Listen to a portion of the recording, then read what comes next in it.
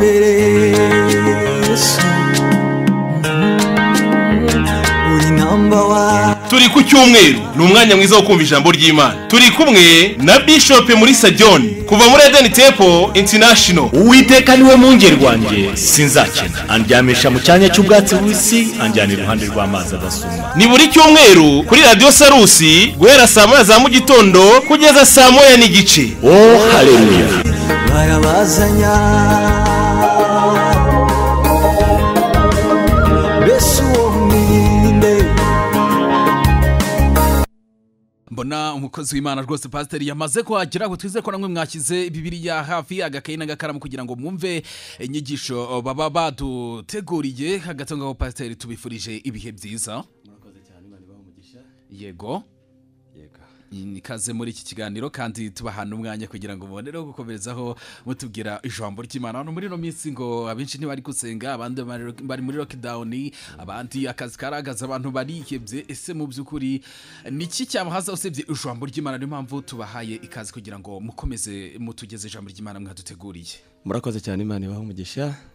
Reka natwe tubasuhuze bene data muteze amatwi iki kiganiro muri iki gitondo, tubifurije umugisha w'Imana hamwe n'amahoro ya Nyagasani kugira ngo abashe kubana namwe mwese. Ibyo mugenzi wanjye yaravuze nibyo, ariko turizera dufite Imana ishobora byose kandi Imana izadufasha icyorezo kikarangira kandi abantu bagasubira mu buzima busanzwe. Reka rero mbere yuko tujya mu ijambo ry'Imana tubanze dusenge twiragize Imana, hanyuma tujye mu ijambo ry'Imana. Data mu izina rya Kristo Yesu turagushimiye muri iki gitondo ciza wahaye umugisha. Turashima imbaraga zawe, turashima urukundo rwawe, turashima ubuntu bwawe bukomeye. Wagize neza Mana, turi hano kubw'ubuntu bwawe. Ni wowe wabishatse ko tubahangaha, ntabwo ari imbaraga zacu, si ubushake bwacu, ntabwo ari ubushobozi bwacu, ahubwo ni ubuntu bwawe bukomeye kandi buhambaye bwatumye tubaho kugeza magingo aya ngaya. Mu izina rya Kristo Yesu rero dusengeye buri muntu wese aho aherereye ugiye kumva iki kiganiro kugira ngo ubashe kubana nawe, ukomeze kumufasha, ukomeze kumwigisha, ukomeze kumuba hafi kugira ngo iri jambo rigire icyo rikora mu buzima bwa benshi, rigire icyo rikora kugira ngo riduhindure kandi ritwoze ridutunganye kugira ngo tubashe kugira kwizera. Maze Mwami Yesu ureke imbaraga zawe rero zikore kandi ubuntu bwawe bukomeze bugendagende kuri buri wese. Mu izina rya Kristo Yesu dusenze, amen. Arakoze rero, reka tujye mu ijambo ry'Imana.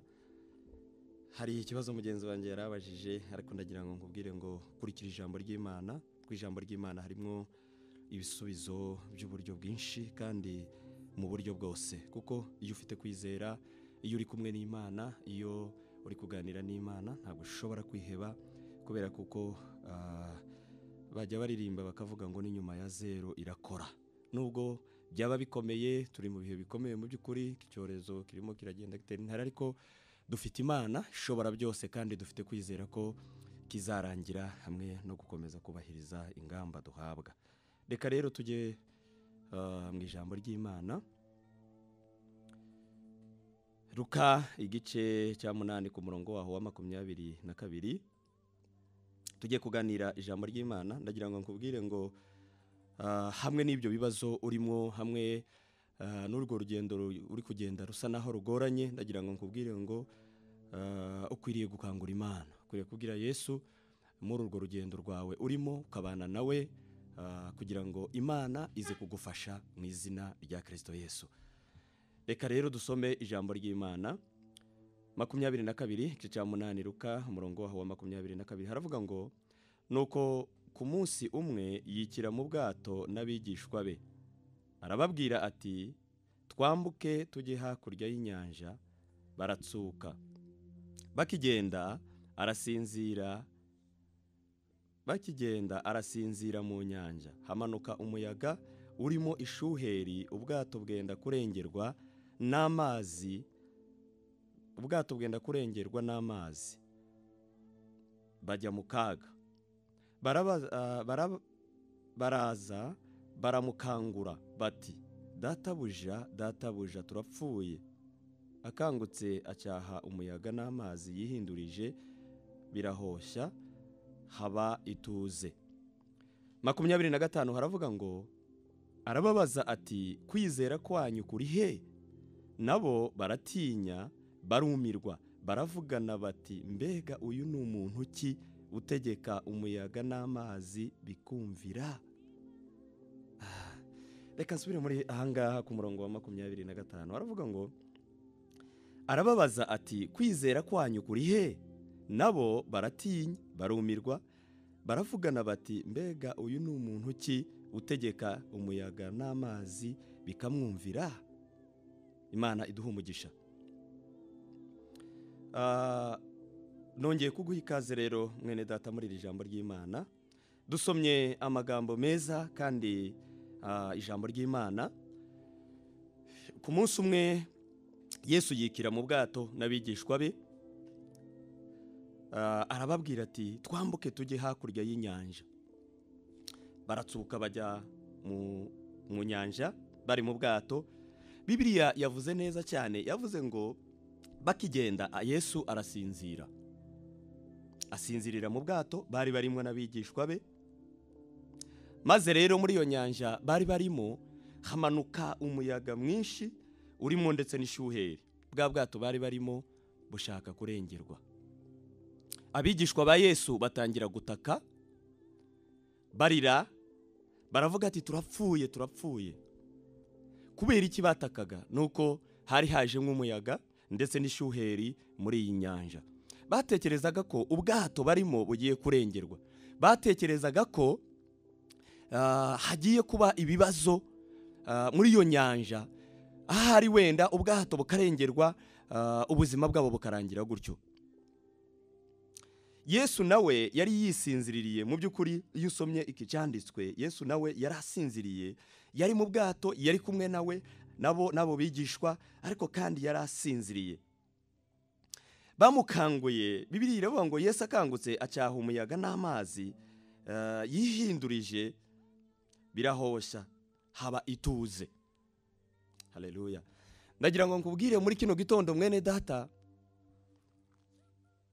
hari imbaraga z'Imana zishobora kugarura ituze mu buzima bwawe. Hari imbaraga z'Imana zishobora kugarura ituze muri kino gihe. Abantu basa naho bihebye, abantu basa naho bafite ubwoba, ariko hari imbaraga z'Imana. Nkuko Yesu yagaruye ituze mu nyanja ari kumwe n'abigishwa, umuraba n'ishuheri rimaze kuba ryinshi mu bwato bari barimo, batekereza ko ubuzima bwabo bugiye kurangira. Yesu kubera kuko afite imbaraga zishobora byose, acyaha uwo muyaga, acyaha n'iyo shuheri, mu bwato haba ituze. Ndagira ngo nkubwire, mu bibazo byose waba urimo kunyuramo mwene data muri kino gitondo, ndagira ngo nkubwire ngo hari ituze Imana igiye gutanga muri urwo rugendo urimo. Icyo usaba gusa ni ukugira ngo wibutse Yesu ibyo urimo kunyuramo muri kino gihe. Haleluya.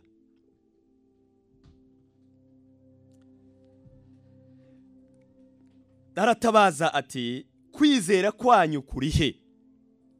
Yesu abaza abigishwa be, arababwira ati ariko se kwizera kwanyu kuri hehe? Bishatse kuvuga iki? Abigishwa bari kumwe na Yesu, kuko bari bazi neza ko binjiranye mu bwato na Yesu. Bari bazi ko bari kumwe nawe, kandi bari bazi ko Yesu ashobora byose. Bari bamuzi, bari basobanukiwe imbaraga zimurimo.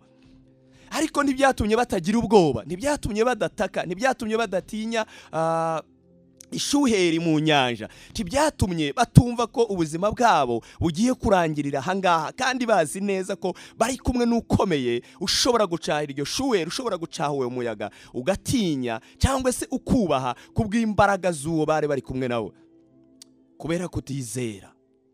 Haleluya. Arababaza ati kwizera kwanyu kuri he? Nabo baratinya barumirwa baravuga bati mbega uyu ni umuntu ki utegeka inyanja n'amazi bikumvira? Haleluya. Yesu wabashije gutegeka inyanja ikumva, inyanja itagira amatwi ariko ikumva ko umuyaga ugomba guhagarara, agategeka ishuheri ikumva kandi tuzi neza ko nta matwi ifite bikabasha kumva. Afite imbaraga zo gutegeka ibyo bibazo bikugoye, afite imbaraga zo gutegeka ibyo bibazo bikubase, afite imbaraga zo gutegeka ibyo birimo bikubuza kugenda bituma urara udasinziriye, afite imbaraga zo kubitegeka kubera ko ni Imana ifite imbaraga, ni Imana ishobora byose. Nagira ngo nkubwire mwene data, ikibazo ni kimwe gusa, urabizi kuri kumwe na Yesu muri urwo rugendo rwawe. Niba uzi neza kuri kumwe na Yesu, uyu ni umwanya wo kugira ngo mukangure. Kangura Yesu mu buzima bwawe, kangura Yesu mu mibereho yawe, kangura Yesu kubera kuko muri kumwe nawe. Urwo rugendo rwawe urimo kugenda ntabwo urimo kureba ukabona rurimo rurahagarara, urabona harimo inzitizi, urabona harimo impamvu zituma udashobora gukomeza ngo ugende ugere imbere. Ariko ndagira ngo nguhe ihumure muri kino gitondo, uri kumwe na Yesu, witinya, mukangure, umubwire urugendo rwawe. Numara kumubwira urugendo rwawe, uri kumwe na Yesu, byose birashoboka, uzagenda kandi uzagerayo mu izina rya Kristo Yesu. Imana ishobora byose. Haleluya. Abigishwa ntabwo bari bafite kwizera, ntabwo bari bazi ko bari kumwe n'umugabo ukomeye, ntabwo bari bazi ko bari kumwe n'Imana, ntabwo bari bazi ko mu bwato binjiranye na Yesu bari kumwe nawe. Haleluya. Ni nayo mpamvu Yesu ngo amaze guturiza iyo nyanja n'iyo shuheri, ngo baratinya, barumirwa, baravuga ati ariko se uyu ni umuntu ki ubasha kubwira inyanja ikumvira, ubasha gutegeka inyanja ikumvira, ubasha kubwira umuyaga ugahagarara. Nagira ngo nkubwire, Imana iri muri twebwe, iyo Mana twakiriye, Imana twamenye, ni Imana ifite imbaraga, ni Imana ifite amatwi yumva, ni Imana ifite amaso abona, ni Imana ifite imbaraga zikomeye zihambaye zirenze uko tubitekereza nuko twibwira. Kuzaniye ihumure muri kino gitondo ngo humura, uri kumwe n'Imana, yikangure.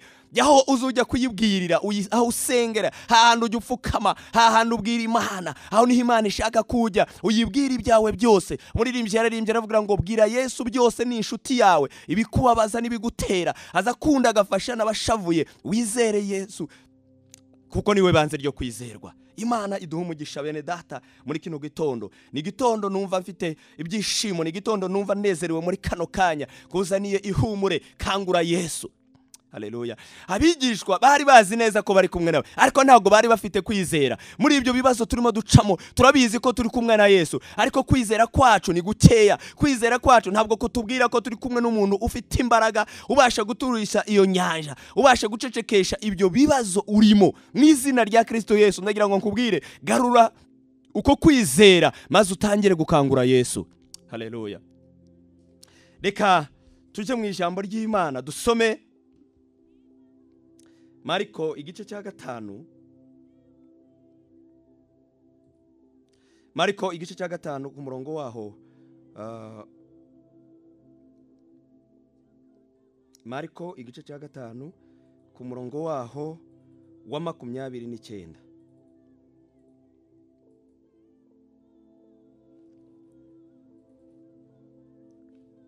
Reka dusome mu izina rya Yesu. Reka duhere haruguru.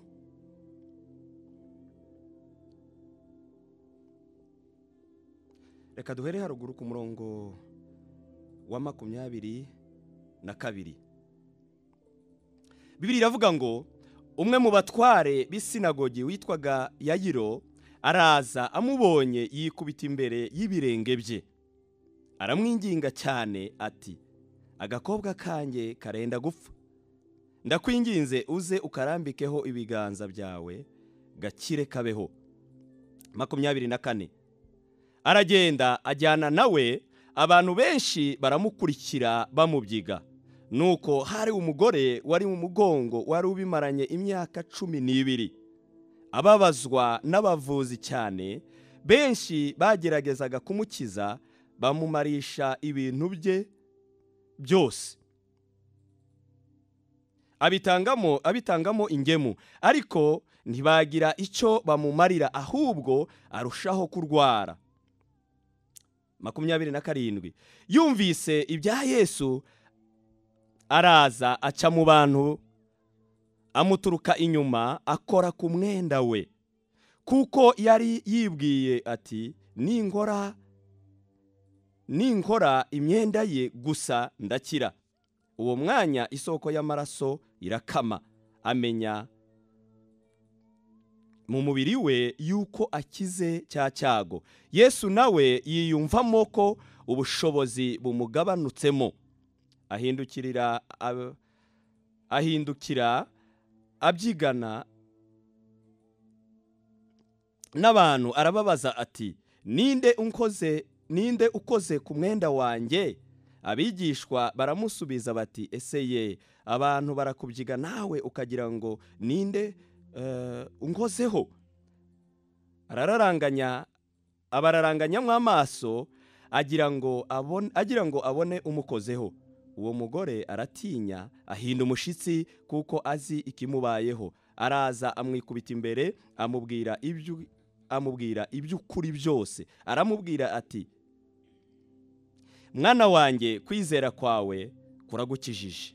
Wigendere amahoro, ukire rwose icyago cyawe. Haleluya.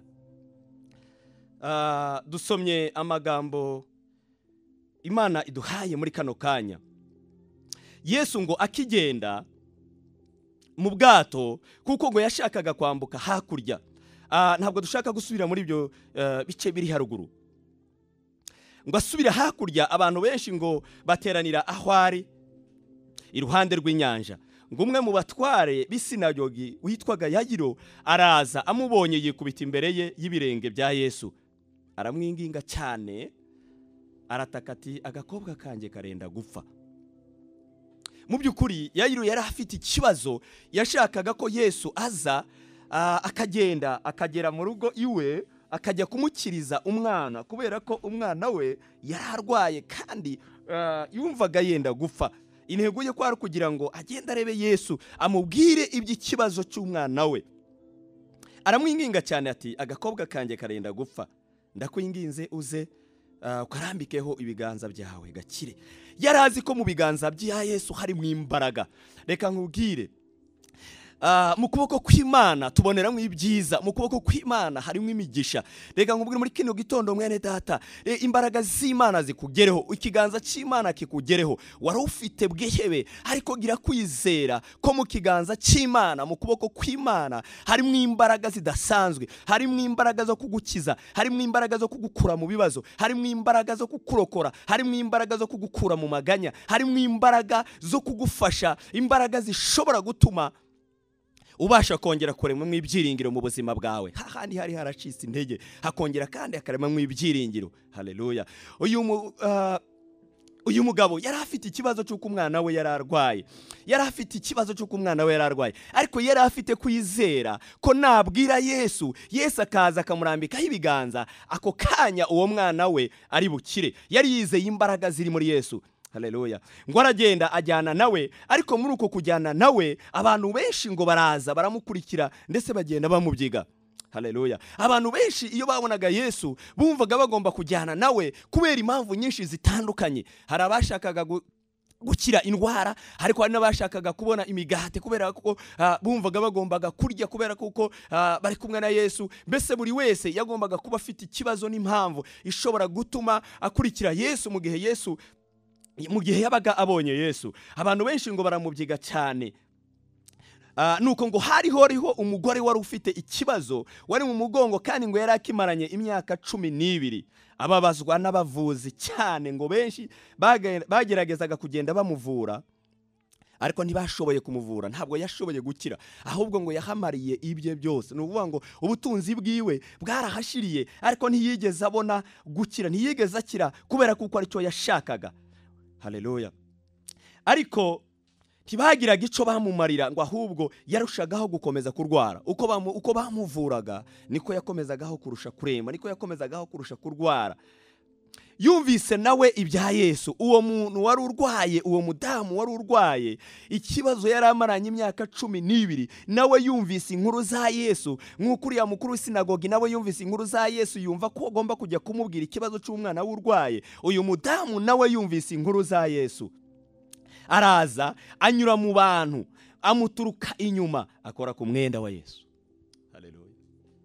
Ndagira ngo nkubwire, nubwo abantu baba barimo gusenga ari benshi, nubwo ibyifuzo by'abantu bishobora kuba ari byinshi, ntugatinye kubwira Imana icifuzo cyawe, ntugatinye kubwira Imana ikikugoye. Oya, ntugatinye ngo utekereza ati abarimo gusenga ni benshi, abarimo kumutura ibibazo ni benshi, abarimo abarimo kumubwira imitwaro yabo ni benshi, abarimo kumubwira ibyifuzo ni benshi. Oya, mubwire nawe ibyawe. Ikindi ntugatinye kubwira Yesu utekereza ngo maze kuvuga byinshi, mfite imitwaro myinshi, ahari wenda reka ndekeri. Oya, bimubwire. Nubwo abantu bari benshi kandi buri wese yari afite icifuzo gitandukanye n'icya mugenzi we, birashoboka ko hari n'abari bafite ibihuje, ariko ibyifuzo byari benshi kuko n'abantu bari benshi.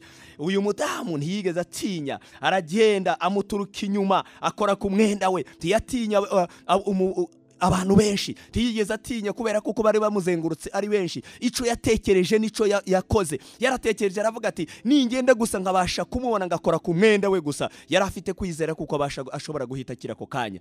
Uko niko yabigenje, amuturuka inyuma akora ku mwenda we. Bibiliya yatubwira ngo kuko yari yibwiye ati ninkora ku mwenda we gusa ndakira. Abigenza gutyo. Uwo mwanya isoko y'amaraso irakama, amenya mu mubiri we yuko akize icyago. Haleluya. Iyo Yesu yakugezemo, iyo imbaraga z'Imana zakugezemo, iyo hari ico zakoze, ako kanya urabimenya. Haleluya. Reba, yaragize igihe kirekire ababazwa, yaragize igihe kirekire agenda ajya mu bantu atekereza ko bashobora kumuvura, ndetse yahatangiye n'ibyiwe byinshi, ntiyigeze ahabonera igisubizo. Ariko mu kanya gatoya gusa yakoze gusa ku mwenda wa Yesu, mu mwanya muto gusa yakoze ku mwenda wa Yesu, amenya yuko ico cyago cyari kimurimo kikize kandi kivuyemo. Ako kanya gusa abyiyumvamo kuko yarangije gukira. Bibiliya itubwira neza cyane ngo uwo mwanya isoko y'amaraso irakama. Reka nkubwire mwene data, muri kano kanya niba uri kumwe natwe muri iri jambo ry'Imana, niba wazamuye kwizera, ndagira ngo nkubwire icyo kibazo wari ufite kirangire mu izina rya Kristo Yesu. Ayo maganya wari ufite arangire mu izina rya Kristo Yesu. Uko gucika intege wari ufite kurangire mu izina rya Kristo Yesu. Ndagira ngo nkureme mu ibyiringiro mu izina rya Yesu Kristo. Kwizera kwawe kugomba kurema, kwizera kwawe kugomba kureba kure, ntabwo kugomba kureba hafi. Wikomeze kureba aho ngaho uri gusa, ibitekerezo byawe ngo bikuzengurutse aho ngaho gusa, utangire kubara imyaka umaze muri ibyo ngibyo. Bibiliya yatubwiye turimo kuvuga ahangaha Yesu ngo ari kumwe n'abigishwa be mu nyanja, ishuheri umuyaga umaze gutera, Yesu gusa yavuze ijambo rimwe gusa, inyanja iraturiza, inyanja iratuza, umuhengeri uraceceka. Ndagira ngo nkubwire muri kano kanya, zamura kwizera kwawe, maze numara kugira kwizera, haleluya, ndashaka ko mu buzima bwawe haba mwituze. Wari ugize igihe uhagaritse umutima, ndasengera ituze mu buzima bwawe. Wari ugize igihe uzenguruka, igihe wahazengurukiye kirahagije. Uyu ni umwanya wo kuridura izo nkike z'Iyeriko. Haleluya. Imbaraga z'Imana zabashije kuridura inkike z'Iyeriko. Ntabwo ari imbaraga zinaniwe kuridura ico kibazo cyawe, ntabwo ari imbaraga zinaniwe gukiza iyo ndwara, ntabwo ari imbaraga zinaniwe kukusanga aho ngaho urwariye muri ibyo bitaro. Mu izina rya Kristo Yesu, imbaraga z'Imana zigende zikugereho, imbaraga z'Imana zigutemberere muri kino gitondo. Reka Imana igusure muri kino gitondo, uratangira guhindura ubuhamya. Haleluya. Reka ngubwire, ibyo bibazo urimo kunyura mu uyu munsi wa none, no kugira ngo bizabashe kukubera ubuhamya bw'ejo hawe hazaza. Izo ngorane urimo kunyura mu mwene data, no kugira ngo zikuremere ubuhamya bwawe bw'ejo hazaza. Uyu mugore gusa ngo agikora ku mwenda wa Yesu, isoko y'amaraso yari mumaze mu igihe cy'imyaka 12, ako kanya ngo irakama. Nawe ubwiwe ngo amenya neza ko yakize. Yesu nawe muri we ngo yumva imbaraga ziramugabanutseho, nawe yamenye ko hari uwamukozeho. Reka nkubwire mwene data, agomba kumenya ko yakugendereye muri kino gitondo, agomba kumenya ko yagusanze aho muri ibyo bitaro muri iki gitondo. Wewe urarwaye ariko umva ijambo ry'Imana, wewe urarwaye gira kwizera mu izina rya Kristo Yesu. Barakubwiye ko bitazashoboka, ariko ndakubwiye ngo mu izina rya Yesu birashoboka. Haleluya. N'inyuma ya zero Imana irakora. Nta Imana itagukura, nta Imana itakugeza, nta Imana itakuvana, nta Imana idashobora kukugeza, kubera ko ari Imana ishobora byose. Haleluya.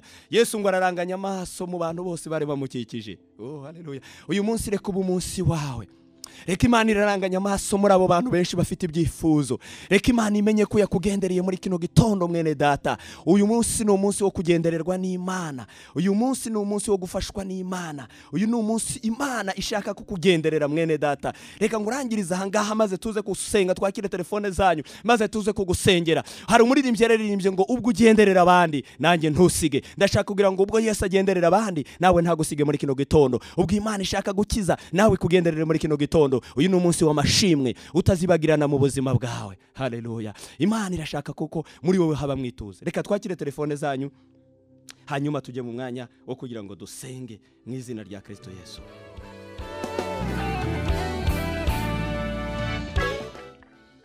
Allo. Pastor waramutse neza? Muraho neza. Okay, uravugana na Kwizera ndi Nyaruguru. Reka ngushimire ku ijambo ry'Imana tugijejeho. Nanjye turi kumwe mu gusenga, urakoze nutawugira umuhanda mwiza kandi komeze kugira n'icyumweru cyiza. Imana iguhe umugisha. Uzandengere bana, uzandengere kuri wa munsi. Allo. Soko kigira hirya radio yawe kugira ngo tubashe kumvikana neza. Urugendo Satani ashaka kuvana mu bwizerwa. Uzandengere mana, uzandengere kuri wa munsi. Allo. Oui. Allo. Allo. Allo. Allo, turakumva rwose. Mwaramutseho neza nawe. Fani muvugana mu karere ka Gisagara. Yego Fani. Pastor ndagushimiye ku bw'ijambo ry'Imana twigishije pe. Nibaze ku mutima. Urakoze Imana iguhe umugisha. Iminota yacu iragiye, reka dufatanye dusenge. Umuririmbyi aririmbye neza cyane aravuze ati uzandengere kuri wa munsi. Reka nkubwire ubwo tugiye gusenga zamura kwizera kwawe uvuga ati Mana wa munsi n'uyu nguyu, ya saha ni iyi ngiyi, wa munota n'uyu nguyu, undengere Mana, undengere wa mwanya n'uyu nguyu. Reka nkubwire Imana yakijije uriya mudamu nawe iragukiza. Imana yagaruye ituze muri iriya nyanja, ho nawe iragukiza. Data turagushimiye muri kino gitondo ciza. Wagize neza Mana kubw'ijambo rizima waduhaye. Wakoze Mana kudufasha, wakoze Mana kugabavuye guhamagara. Hari n'abatabashije guhamagara ariko kandi nabo turabasengeye mu izina rya Kristo Yesu. Uyu ni umwanya Mana tukubwiye ngo rengera abagowe, ufashe abagowe, ufashe abadafite shinge na rugero mu izina rya Kristo Yesu. Ureke imbaraga zawe zigaragare, reka ubwiza bwawe bugaragare, reka umucyo wawe umurike ahantu hose. Data turagushimiye kuko uri Imana ikomeje kuba Imana. Umuririmbyi yararirimbye aravuga ngo tureke Imana yitwa Imana. Muri kino gitondo reka witwa Imana mu buzima bwa benshi. Muri kino gitondo reka witwa Imana mu buzima bwa benshi. Muri kino gitondo reka witwa Imana Mana kuko uri Imana nyine nta rindi zina twakubwira, uri Imana ishobora byose. Mana durasenze dusabiye Imana kugira ngo uhomere gufasha Mana. Turi muri bino bihe bikomeye, ibihe bigoye. Iki cyorezo Mana turavuze ngo ni wowe ufite imbaraga zo kukimaraho, ni wowe ufite imbaraga zo kukirukana, ni wowe ufite imbaraga Mana zo kugira ngo abantu babashe kugira imbaraga zawe zirukane kino cyorezo. N'abarwayi niwe ushobora kugira ngo babashe gukira Mana. Turabasengeye aho baherereye hose mu izina rya Kristo Yesu. Reka imbaraga zawe zikore. Urakoze Data kuko ukomeje kutwumva no kutugirira neza muri kino gihe mu izina rya Kristo Yesu dusenze kandi twizeye. Amen. Imana ibahe umugisha. Shalom. Mana dushoboza byose nawe ni wowe uduha imbaraga. Erega n'ukuri muri kumva ikiganiro kuramya no guhimbaza Imana